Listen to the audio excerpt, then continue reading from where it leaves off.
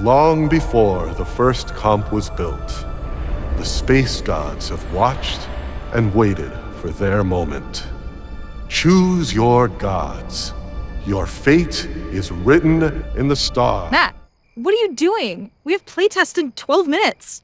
Oh, my bad. That's a story for another time. Let's play Space Gods.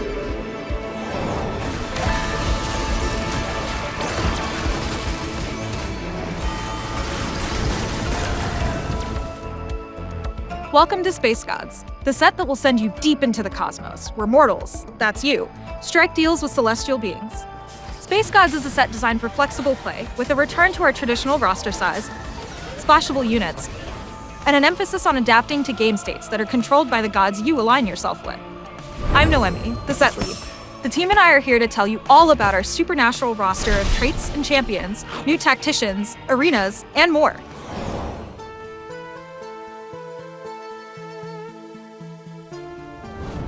I'll make sure we wait for you to get back to your desk before we start the lobby. Thanks, Matt. Appreciate it. But what's the point? He's just gonna open for anyways. Less appreciated. Hey, folks. I'm Philip, lead designer on the set mechanic. In Space Gods, there is no carousel. There is only the realm of the gods. At the start of the game, 2 of our 9 gods will appear, greeting you and letting you know early on just what space gods are contending for power. That's important because instead of carousel, you'll be selecting an offering from one of the gods, and a less powerful generic one from Pengu, who's a god in our eyes, to say the least. In the realm of the gods, you'll be able to participate in drama on a galactic scale, choosing which god is your favorite. But I'd recommend choosing based on how helpful their offerings are for your game plan. Once you've chosen your god and offering, you'll also get their relic, which represents your fealty and follows you around, letting other players know to whom you've made your allegiance. And regardless of who you picked as your favorite, we've always got good old Pengu to provide a more generic, yet lower power reward, who will be guaranteed for everyone, regardless of whichever god they choose. The Realm of the Gods allows you to power up the way you want, all while witnessing and partaking in a game of sycophantic favoritism. But what's the point in picking favorites and creating conflict if there's no resolution to our celestial drama? Enter the 4/7 boon selection. This is where whichever god you've been choosing the most will come to your board with an armory, similar to the Treasure Dragon of Dragonlands, except with offerings that are thematically tied to that god's personality. They're boon, in addition to some other, more general rewards. Each of our gods has a unique blessing they'll grant to their followers, whether that's Yasuo's, which further upgrades his hexes, or Aurelian Soul's, whose boon offers you a selection of quests with powerful rewards.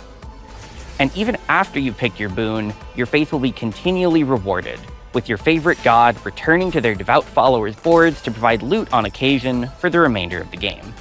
So many teams came together to make this mechanic possible, so let's get more dev in this drop and invite Isaac, our set art lead, to tell us some more. When we heard about the Realm of the Gods, our gears immediately began turning. What would the gods look like? How many should there be? What should their personalities be like? And how could we pair all of Art's ideas with the design of the mechanic in a way that feels exciting for players? Exactly. Art took the lead here in deciding which champions would be our gods.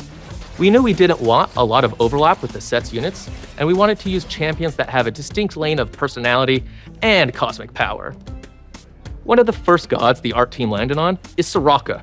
Her illustration is just gorgeous and convinced a lot of the team that this was a great direction to move in. I was certainly convinced.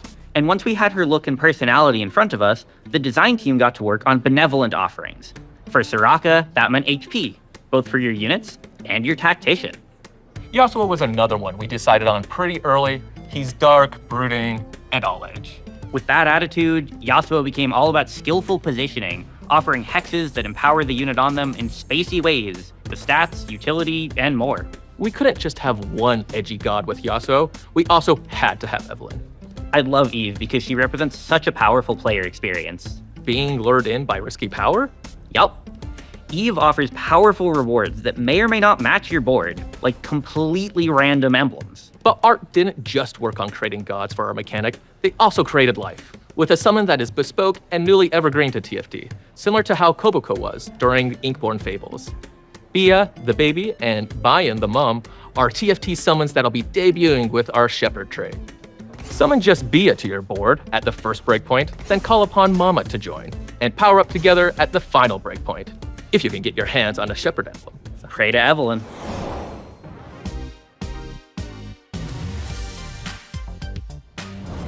With Space Gods, we set out to space with a dynamic, fun, and celestial roster, distributed across the universe, but also a trait web that took what we loved and learned from the flexibility and excitement of past sets. So why don't we start out with a trait that almost all our Space Gods love, Space Groove. With their Starlight Boogie, Groovians can enter the groove, gaining attack speed and health regen, but each unit has its own special way to get their groove on. One-cost Teemo enters the groove whenever he puts enough Shroom Boom poison on an enemy champion, but he'll need to attack and stack fast. 4-cost Nami tosses Disco Bubbles at her targets, briefly entering the groove on cast. And then, there's Space Groove's legendary unit, Blitzcrank, and their pit crew of puppers. Once Blitz falls below a certain health threshold, they'll take a beat to repair. After a top-off of oil and Bork bites, they'll re-enter the fight and the groove as they passively fire off zaps and create tragic mishaps, uppercutting their target into the moon. Wait, that's no moon. That's a space disco ball. Opposite to the disco glow is the light-consuming black hole that the Darkstar trait creates. As you feed your black hole enemies, it will empower your units. If you're a fan of finger guns, well, you're in luck, because Jin is taking those literally and cosmically. Almost godlike with his ability, Jin's the high-spectacle legendary unit of Darkstar whose galactic finale looks kinda like this. And exploring those stars, dark, supergiants, dwarves, and the likes is our lighthearted Meeple trait. Meeple brings a whole lot of units and a whole lot of meeps, which will strengthen your abilities. Field more Meeples, acquire more meeps. Simple as that. The 5-cost for Meeple, Bard, summons a UFO, which stands for Ultra Friendly Object, that'll deal magic damage per second. Deal enough damage, and you might even beam up an enemy unit. Alright, Major Tom, let's get to a high-stakes trait that's certain to leave ground control and chaos. Anima gathers tech after each combat, more on kills, and even more the higher your loss streak. You can cash out your tech for Anima Squad weapons to use on any unit. Weapons like Battle Bunny Crossbow, which will fire a cone of arrows at enemies if you can get enough crits off. Or the Yumi Bot, which heals the wearer and attaches to nearby friends upon the holder's death. Anything for chin scratches, I suppose. While they're good on anyone, these weapons, and Cat, often have specific users that they're the best on, like Rocket Swarm on Jinx. And even if you deactivate Anima, your items will stick around. Anima's not the only trait using tech that you'll encounter in Space Gods. The Mecha trait will transform Urgot, Aurelion Sol, and Galio into their ultimate mecha forms, granting them stats and enhanced abilities. Once they're mech'd, they'll take up 2 slots and count twice for the Mechas trait. And unlike our Space Gods, our time is short. So before it runs out, I've got to mention our splashable resource generation trait, Timebreaker. Activate at just 2 Timebreaker, and the trait will give you rerolls when you lose, and XP stored in a temporal core when you win. Once you activate 3 Timebreaker, in addition to its earlier effects, all your allies will gain bonus attack speed. Timebreaker takes learnings from the flex play we love so much in lore and legends. Splash just 2 in early to fuel your econ, or use the 3-piece as the backbone to any 1 or 2-cost reroll line. As you familiarize yourself with the set, you'll notice many 2-piece classes and other origins with breakpoints for each additional unit you add. I've covered just a few of our major origins, but in Space Gods, you'll also be able to overwhelm your enemies with baby swarmlings via Primordian, chart constellations of empowered hexes with Stargazer, and deal powerful signature attacks with Nova. And moving past traits, we've also got a few threat-like units that you can utilize into many end or mid-game boards. Graves, for one, is a build-your-own unit, allowing you to constantly purchase upgrades, unlocking tech trees for customization in the process. And Sona creates commands that buff her allies by telling them what to do and how to do it. Gun Goddess Misfortune will let you choose between 3 unique traits, similar to KO Coliseum's Lee Sin, but as a 3-cost. Misfortune isn't the only low-cost threat-like unit. We've also got utility tanks like Rost and Tahm Kench at 3 and 4 gold respectively to pad out the front line for any comp flexing on the fly. 2 more trait-agnostic 5-cost to end things with, Vex and Shen. Vex is an attack speed-focused hypercarry that'll slap your foes around without a shadow of a doubt, but with shadow, no doubt. While Shen is a bastion who will tear through reality by opening a rift, slowing enemies and accelerating allies' attacks. Alright, I've got a playtest to win. Now, over to Valentine to talk illustration. So we had a very specific style in mind for the Space Gods that shows off a more traditional style of painting than we've typically seen on TFT. There's no perfect blending, but we obsess over things like brushstrokes and texture, and hopefully as you look closer at these, you'll notice those little details too. The lack of perfect blending is sort of a reflection of our gods too. They're iconic, larger-than-life characters, none of whom are perfect, but we kind of love them for that, right? When we were looking at a champion for the God of Time, most of the team immediately thought of Zilean because he's old, he's godlike, he's got a big flock on his back.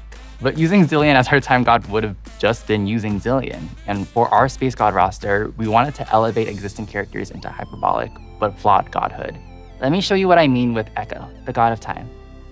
Echo's a tricky character because we already know him from so many different places. Arcane, true damage, and he's my favorite air-hopping, time-winding champion in 2x KO. So bringing the kid into godliness meant lowering the volume on his emotions in trade of a more stoic, somber, and experienced version of our boy genius. No longer a boy, but still begrudgingly a genius. The way Echo's powers manifest in League is with an after image, allowing him to chrono break back in time. But our god version of him has versions that aren't just backwards in time, but also forwards. We've got Kid Echo in the back trying to grasp the hourglass that present Echo has control over, while the one in the foreground is an older version of Echo. Then it was adding time motifs to show Echo more as time itself, Roman numerals on the clock behind him creating a halo effect, and circular shapes throughout that are all indicative of time. Meanwhile, the golden markings on his skin elevate Echo to make him feel almost ethereal, while also being natural to himself in his color and style. As you play, we hope that you have time to pick up on the little things like this that make each god unique. Thanks for stopping by. Now I'll beam you over to our other team of artists in Singapore.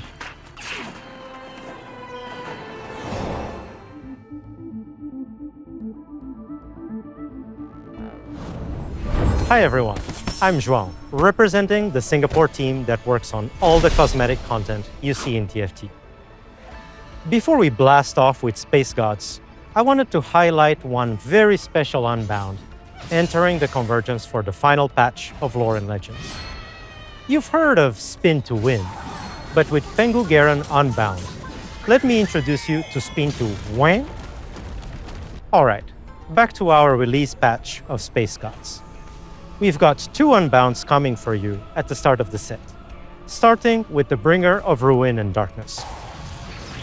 Darkstar Mordekaiser Unbound will unmake the universe. And your lobby if you're lucky, especially with an all-new dual-form boon. After reaching level 7, this boon will unleash a full-screen Mordekaiser ult on your enemies. Then there's Chosen of the Wolf Katarina Unbound, whose look and blades are truly lethal. Watch out for those daggers, they look sharp. Too late. On the cuter end of the spectrum, we've got our Chibis, of course. Chibi Star Guardian Syndra Spheres will pile on with the damage. And on the eviler side of things, we've got Prestige Star Nemesis Morgana. Pair her with an arena fit for an evil queen, First Star's Lament. Finally, before I fly off, we've got Chibi Battle Bat Zaya making her mark on the convergence. The only thing missing is yelling, "Feathers fly!" as your finisher rips through the lobby. We have a lot more on the way throughout the set, so stay tuned. Enjoy Space Gods with patch 17.1. Till next time.